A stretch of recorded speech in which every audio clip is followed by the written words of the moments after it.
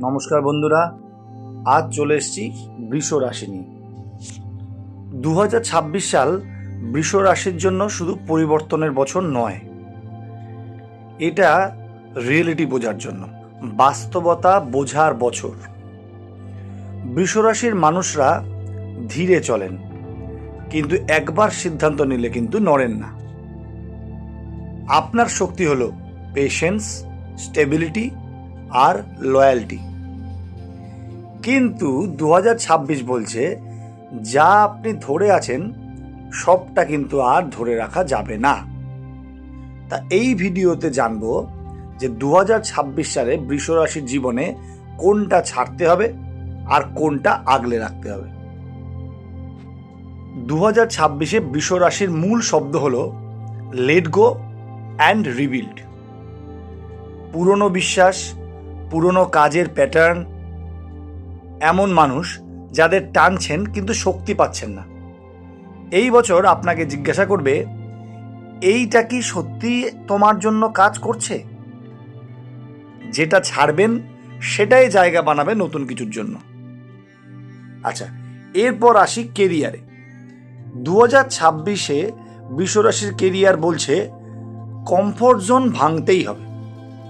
আপনি যদি জবে থাকেন তাহলে একই কাজ করে করে ক্লান্তি আসতে পারে, বা অ্যাপ্রিসিয়েশন কম লাগতে পারে, আবার স্কিল আপগ্রেড না করলে পরে একটা স্টেজিনেশনও হতে পারে।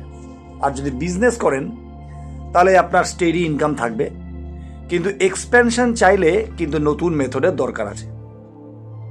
তাই ডিজিটাল ট্রান্সফরমেশনের দিকে খেয়াল করবেন। 2026-এ বৃষ রাশির জন্য সিকিউর জব না, রিলেভেন্ট স্কিল বেশি গুরুত্বপূর্ণ। এবার আসি টাকা পয়সায়।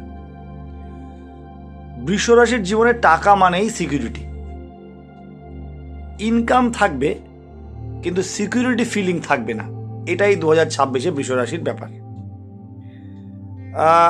আপনার বড় কেনাকাটা হতে পারে, বা আপনি বড় প্রপার্টি বা ভেহিকেল রিলেটেড চিন্তাভাবনা করতে পারেন, কিনতে পারেন, ফ্যামিলির ফিউচার প্ল্যানিং করতে পারেন, সেখানে আপনার টাকার ব্যাপার আছে। কিন্তু মানি ম্যানেজ করতে হবে, ইমোশন নয়, লজিক দিয়ে মানি ম্যানেজ করতে হবে। আর যদি ইনভেস্টমেন্ট করেন তাহলে লং টার্ম ইনভেস্টমেন্ট ভালো। তবে আবারও বলছি, ব্লাইন্ড ট্রাস্ট কখনো কাউকে নয়। এবার আসি রিলেশনশিপে। বৃষ রাশির কাছে এই বছরে সম্পর্ক মানেই হলো লয়্যালটি। তো এই বছর আপনাকে অনেক কিছু চ্যালেঞ্জের সম্মুখীন হতে হবে, যে তুমি যতটা একটা রিলেশনশিপে দিচ্ছ ততটাই কি রিটার্ন পাচ্ছ। যদি আপনি ম্যারিড হন তাহলে একটা ইমোশনাল ডিস্টেন্স ফিল হতে পারে। আবার যদি আপনি কথা জমিয়ে রাখেন তাহলে কিন্তু ভুল বোঝাবুঝি বাড়বে। আর যদি আপনি আনম্যারিড হন তাহলে স্লো কানেকশন হবে, বাট স্টেবল, পসিবিলিটি স্টেবল আছে। তো এই 2026 আপনাকে রিলেশনশিপের দিক থেকে শেখাবে যে অ্যাডজাস্টমেন্ট আর সেলফ স্যাক্রিফাইস কিন্তু এক নয়, দুটো আলাদা জিনিস। এটা আপনি বুঝতে পারবেন বছরের শেষে। আর শরীর স্বাস্থ্য নিয়ে যদি বলি তাহলে পরে 2026-এ বৃষ রাশির হেলথ ইস্যু হবে এনার্জি স্ট্যাজিনেশন।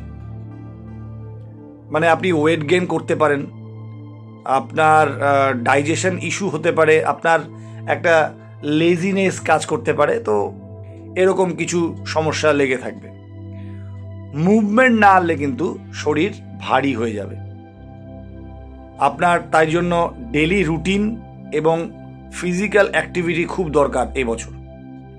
আচ্ছা, এবার কিছু রেমেডি নিয়ে আসি, যেটা শুধুমাত্র বৃষ রাশির জন্যই অ্যাপ্লিকেবল।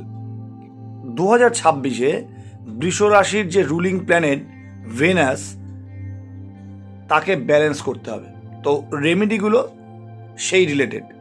প্রতি শুক্রবার মা লক্ষ্মীকে সাদা ফুল অর্পণ করুন।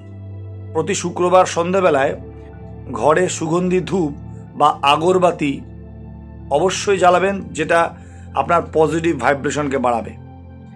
আর কালারের দিক থেকে আপনি সাদা, হালকা গোলাপি বা হালকা নীল মানে স্কাই ব্লু এই ধরনের কালার ইউজ করতে পারেন, আপনার মধ্যে পজিটিভিটি আনবে। তো সব মিলিয়ে 2026 বৃষ রাশির জন্য ধীরে ধীরে বদলানোর বছর। জেদ আপনাকে ছাড়তে হবে। যদি জেদ ছাড়েন তাহলে শান্তি পাবেন, আর যারা আঁকড়ে ধরে থাকবেন তাদের ক্লান্তি বাড়বে। ভিডিওটা ভালো লাগলে লাইক, শেয়ার আর সাবস্ক্রাইব করবেন, আর কমেন্টে অবশ্যই লিখবেন আপনার যদি কোনো প্রশ্ন থাকে। ভালো থাকবেন। আসছি পরের ভিডিও নিয়ে খুব শিগগিরই।